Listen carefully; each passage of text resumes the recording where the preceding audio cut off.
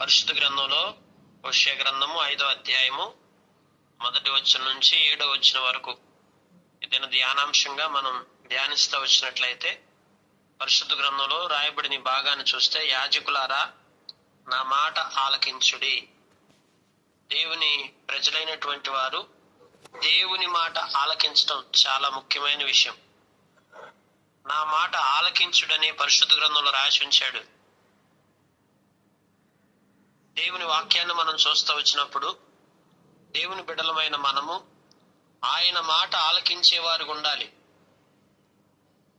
ఆయన మాట ఆలకించడం మనకు చాలా ముఖ్యం.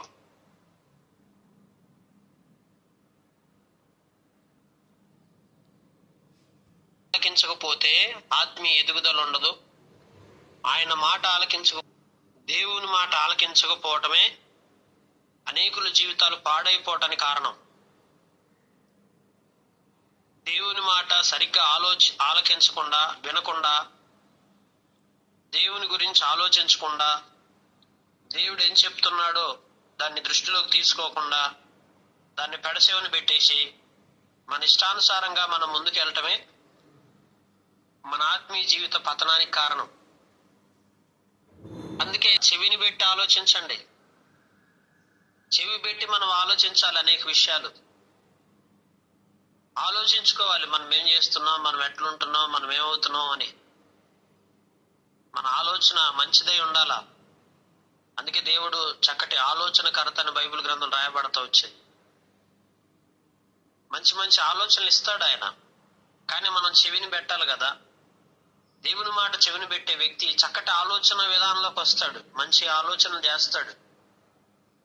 ఈరోజు చెడిపోయిన ఆలోచనలన్నీ మనకి ఎందుకు వస్తున్నాయి? మన హృదయంలో దుష్టమైన ఆలోచనలు, చెడ్డ ఆలోచనలు ఎందుకు మన హృదయంలో ఎప్పుడు ఒకటే చెడు ఆలోచనలు ఎందుకు వస్తున్నాయి అంటే, మనం దేవుని మాట ఆలకించకుండా దుష్టత్వం వైపు, అపవాది వైపు మనం ఎప్పుడైతే దృష్టి మరలుతున్నామో, మన మనసును మరలు గొలుపుతున్నామో, అప్పుడు మనలోకి చెడు ఆలోచనలు వస్తాయి. నువ్వు చేసే ఆలోచనలన్నీ మంచియేనా? పనికి మాలిన ఆలోచనలు, చెడ్డ ఆలోచనలు, దుష్టమైన ఆలోచనలు నీకు ఎందుకు వస్తున్నాయి? కారణం ఏంటి? ఇశ్రాయేలుకి ఎందుకు ఇట్లాంటి చెడిపోయిన ఆలోచనలు వచ్చినాయి అంటే, పైకి భక్తి గలవారి వలె ఉండి లోపల మాత్రం చెడిపోయిన ఆలోచనలు చేస్తూ ఉంటాం. చూడండి పిల్లారా, మంటి పెంకి మీద వెండిపోతతో సమానం. దేవుడు ఎప్పుడు పై స్వరూపాన్ని చూసి మెచ్చుకోడు. పై స్వరూపాన్ని చూసి మోసపోడు. పై స్వరూపాన్ని చూపించి ఏదో చేయాలనే ఆలోచన మంచిది కాదు. దేవుడికి ఎప్పుడు అంతరంగం కావాలి. అంతరంగం లోపల నువ్వు ఎట్లున్నావో అది దేవుడికి చాలా ముఖ్యం. లోపల స్థితిని అలానే ఉంచి, ఈ పై మెరుగులు ఎన్నో చేయాలనే తలంపుతో, పై మెరుగులతో దేవుడిని మెప్పించాలని, పై మెరుగులు అంటే ఏంటి తెలుసా? పాటలు పాడతాం, సువార్త చేస్తాం, పరిచర్య చేస్తాం, ప్రార్థన బాగా చేస్తాం, వాక్యం బాగా చదువుతాం, విశ్వాసం ఉన్నట్లుగా ఉంటాం, దేవుడిని పూర్తిగా నమ్ముకున్న వారిలాగా ఉంటాం. కానీ ఇవన్నీ ఎవరికి కావాలి? వీటన్నిటికంటే ముఖ్యమైనది దేవుడికి ఏం కావాలి చెప్పండి? అంతరంగం కావాలి. అంతరంగంలో బ్రతుకు సరిగ్గా ఉంచుకోవాలి. ఆలోచన సరైనదై ఉండాలి. దుష్ట ఆలోచనలు చేసేవారిగా ఉండకూడదు.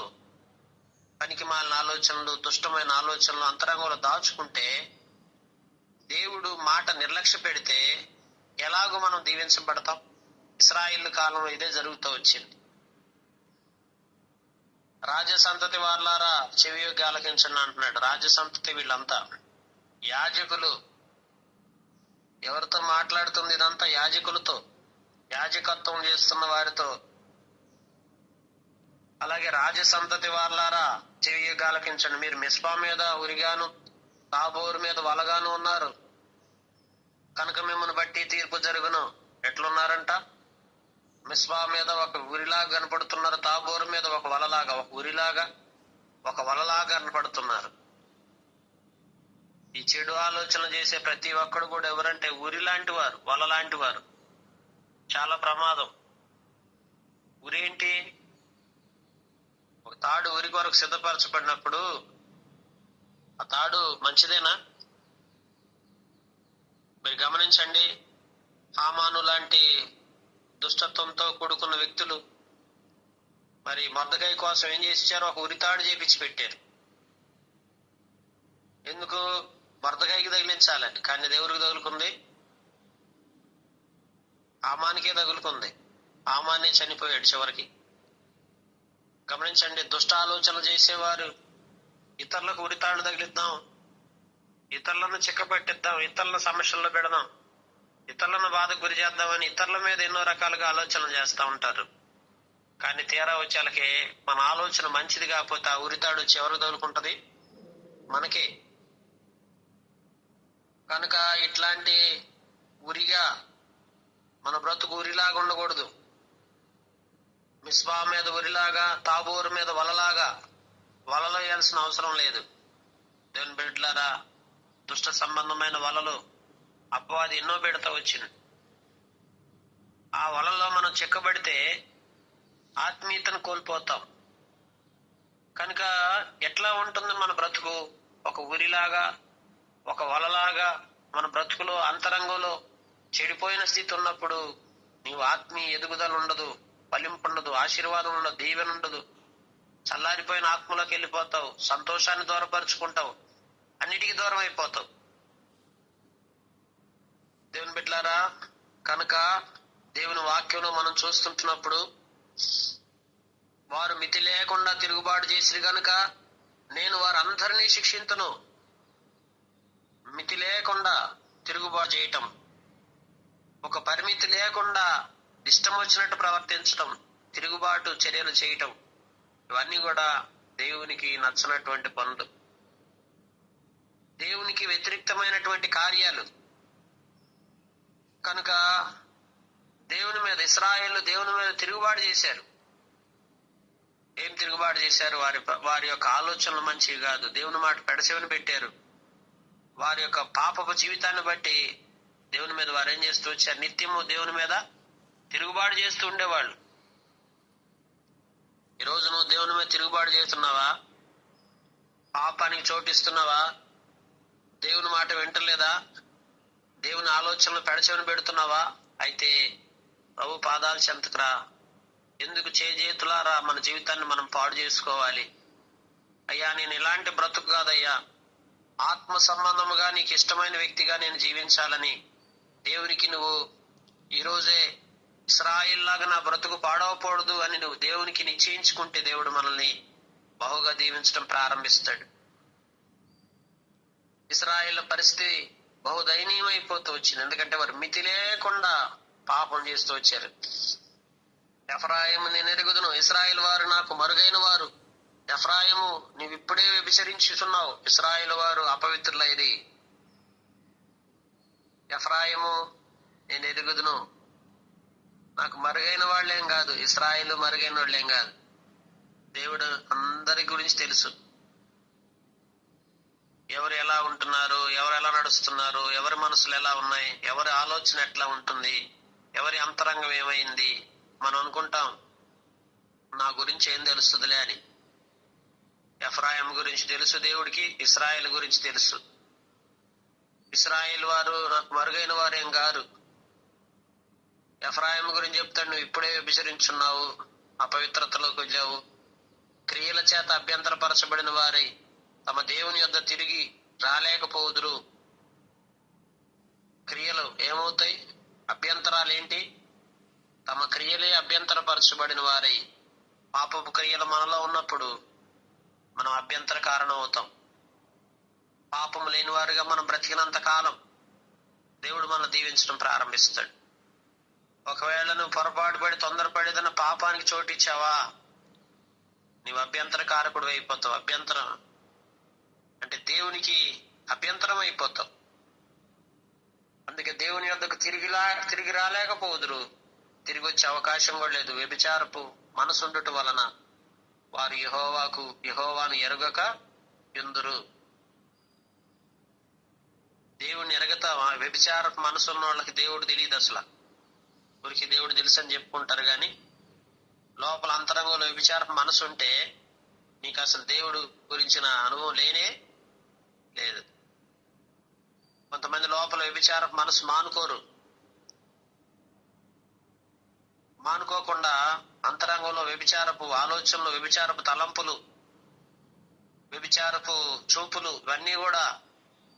అట్లాంటివన్నీ కూడా మనం కలిగి ఉన్నప్పుడు, ఆ వ్యభిచారపు మనసు మనల్ని ఇబ్బంది పెడతా ఉన్నప్పుడు, దేవుని బిడ్డలారా, మన వ్యక్తిగత జీవితంలో దేవుడు ఎలా మనతో ఉంటాడు?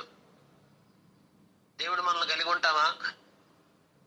నీ అంతరంగంలో ఎప్పుడు కూడా ఆ వ్యభిచారపు మనసును విడిచిపెట్టనంత వరకు దేవుడిని నువ్వు అసలు ఎరగవు. అందుకంటాడు, యెహోవాను ఎరుగకయుందురు. ఇశ్రాయేలుకు అతిశయాస్పదం అతని మీద సాక్ష్యం ఇచ్చును. ఇశ్రాయేలు వారు, ఎఫ్రాయిం వారు తమ దోషంలో చిక్కబడి తొట్టిల్లుచున్నారు. వారితో కూడా యోధా వారు కూడా తొట్టిల్లుతున్నారు. తొట్టిల్లే స్వభావం. ఎంతకాలం ఈ తొట్టిల్లే అనుభవం?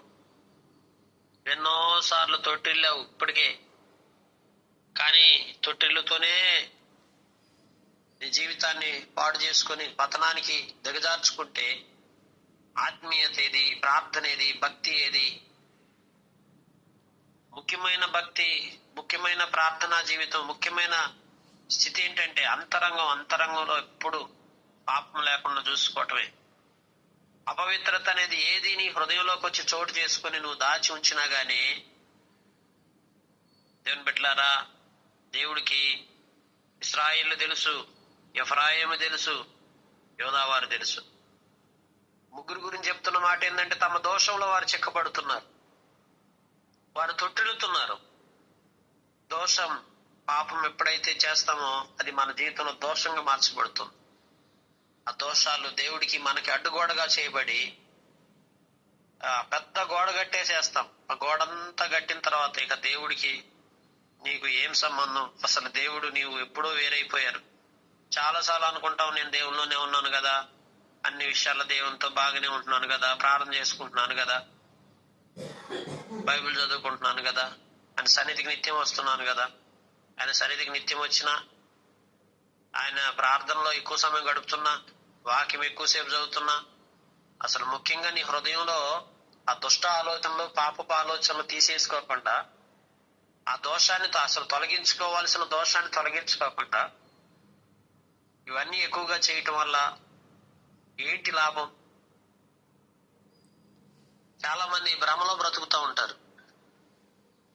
భ్రమలో బ్రతకడం అంటే నేను ఆత్మీయంగానే ఉంటున్నాననే భ్రమలో బ్రతుకుతారు. అది భ్రమ, అంత భ్రమే గాని వ్యక్తిగత జీవిత మార్పు లేని జీవితం, అంతరంగంలో మనసు సరి చేసుకోకుండా, పాపాన్ని విడిచిపెట్టకుండా తొట్టిల్లే స్వభావం ఇంకా నీలో ఉందేమో. వాస్తవికంగా తొట్టిల్లాల్సింది ఎవరు? యవనస్తులు తప్పక తొట్టిల్లుదని పరిశుద్ధ గ్రంథం రాయబడింది. యవనేచ్ఛలున్న ప్రతి వ్యక్తి యవనస్తుడే.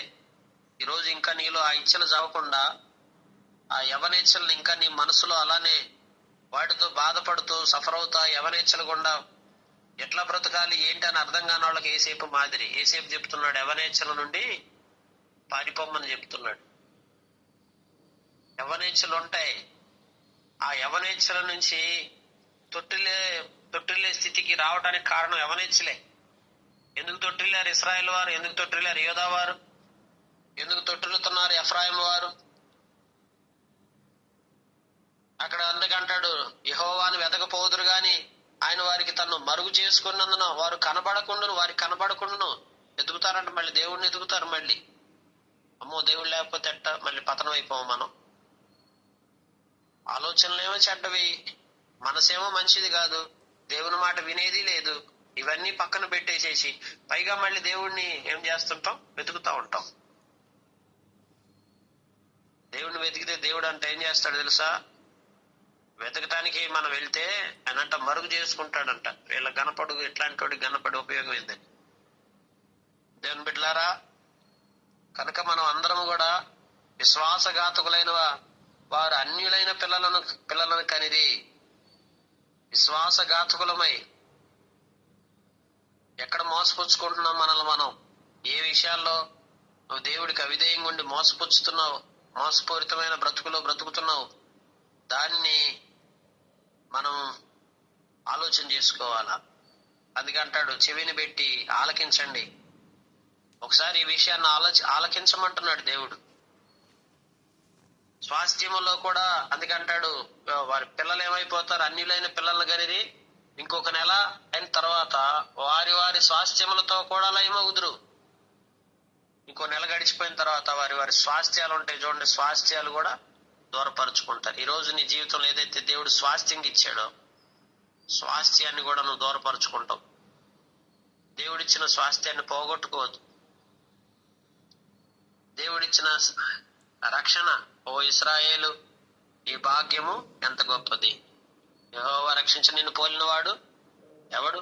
దేవుడు నిన్ను రక్షించుకున్నాడు. దేవుడిని గొప్ప రక్షణ ఇచ్చాడు. ఇచ్చిన రక్షణని తుచ్చమైన వ్యర్థమైన పనికి మాలిన ఆలోచనలు చోటిచ్చి తొట్టిల్లి యవనేచ్ఛలతో పాపపు జీవితానికి చోటిచ్చి దోషాన్ని కూడగట్టుకొని దేవుడు తాను మరుగు చేసుకునే పరిస్థితి తెచ్చుకోవద్దు. మళ్ళీ పైగా వచ్చి దేవుని సన్నిధిలో వెతుకుతా ఉంటాం, దేవా ఏదో దొరుకుతుందని. ఏమీ దొరకదు. అంతరంగం సరిగానంత వరకు దేవుడు నీకు ఏమి ఇవ్వడు. ఏ ఆశీర్వాదాలు ఉండవు, పర సంబంధమైనవి ఉండవు, భూ సంబంధమైనవి ఉండవు. ఏది నువ్వు అనుభవించలేవు భూమి మీద. పర సంబంధమైన వాటి సంగతి అట్టుంచితే భూ సంబంధమైన వాటిని తెగ వెతుకుతా ఉంటాం, దేవా మాకు అది కావాలి ఇది కావాలని. ఏంటి ప్రయోజనం? దేవుడిస్తాడా? అంతరంగంలో మార్పు లేకుండా, పాపపు జీవితాన్ని విడిచిపెట్టకుండా, దోషాన్ని సరి చేసుకోకుండా, దేవా మమ్మల్ని ఎందుకు వాడట్లేదయ్యా, మా జీవితాన్ని ఎందుకు ఉన్నతంగా ఉంచట్లేదు, నీ కొరకు మహిమకరంగా మేము ఉండాలనుకుంటున్నాము, మేము ఎన్నో రీతిలుగా ఆశీర్వాదకరంగా చేయబడాలనుకుంటున్నాం, మా పదవులన్నీ తీర్చబడాలనుకుంటున్నాం, మమ్మల్ని బలపరచండి అయ్యా, మమ్మల్ని దీవించండి అయ్యా అని దేవుని సన్నిధిలో వెతికితే దేవుడు ఏం చేస్తున్నాడు? ఆయన మీద ఒక ముసుగేసుకొని, బాబు ఇట్లాంటి వాళ్ళకి మేము కనపడకూడదయ్యా అని దేవుడంట మరుగు చేసుకుంటున్నాడట. అదే పరిస్థితి. అభ్యంతరకారకమైన జీవితం అది. నిన్ను చూసిన వెంటనే చేతులు జాపి కుమార్తె, కుమారుడా నా యొద్దకు రమ్మని ఆహ్వానించి మరి నీకు అన్ని రకాలుగా మేలు చేయాల్సిన దేవుడు ఈరోజు నిన్ను చూస్తే ఏం చేస్తున్నాడు? ముసుగేసుకుంటున్నాడు. ఇలాంటి వాళ్ళన్నా నేను రక్షించింది, ఇలాంటి ఆత్మీయత ఇలాంటిదా వీరిలో నేను కోరుకున్నదని చెప్పి దేవుడు అంట నిన్ను చూడగానే తన ముసుగును కప్పేసుకొని నీ యొక్క జీవితాన్ని బట్టి ఎంతో విచారపడతా ఉన్నాడు. రోజు దిగులు పడుతున్నాడు. ఇన్ని సంవత్సరాలు ఆయన బాధ పెడతావు. దేవుని కొరకు మహిమకరంగా జీవించాలని ఆశ లేదా నీకు? ఆ ప్రశ్న లేదా? నిజంగా నీలో ఆశ ఉంటే యవనేచ్ఛలు విడిచిపెట్టి యవన కాలపు ఇచ్చలు శోధనలన్నిటిపై జయాన్ని పొందుకొని, శరీరం నిన్ను ఏదైతే శోధిస్తుందో, మనసులో నుంచి ఏవైతే విపరీతమైన ఆలోచనలు, శరీర కార్యాల పట్ల ఆశను రేపుతా మనసు ఎప్పుడు కూడా నిన్ను రగులు కొలుపుతూ నిన్ను అన్ని రకాలుగా బాధకు గురి చేస్తుందో, ఆ మనస్సుపై నువ్వు జయాన్ని పొందుకోవాలా, అదుపు తీసుకోవాలా, అదుపులోకి రావాలి. అది నువ్వు ఎప్పుడైతే చేస్తావో తొట్టిల్లో, లేకపోతే ఏమవుతావు అంటే తొట్టిల్లిపోయి ఇశ్రాయేలు తొట్టిల్లారు, యోధా వారు తొట్టిల్లారు, ఎఫ్రాయిం వారు తొట్టిల్లారు, అందరూ తొట్టిల్లారు. కనుక ఈ తొట్టిల్లే జీవితాల నుంచి ప్రభా మాకు విముక్తి దయచేయండి అయ్యా, ఏ విషయాల్లో మేము తొట్టిల్లుతున్నామో మమ్మల్ని సరిచేయమని దేవుణ్ణి అడిగి హృదయపూర్వకంగా మన యొక్క ఆలోచన విధానాన్ని మార్చుకుందాం. మంచి ఆలోచనలు చేద్దాం. దేవుని మాట చెవియొగ్గుదాం. దేవుని పాదాలు చెంతకొద్దాం. దేవుడు తప్పక మనల్ని దీవించుకుంటూ వస్తాడు. దేవుడి మాటలు దీవించునుగాక.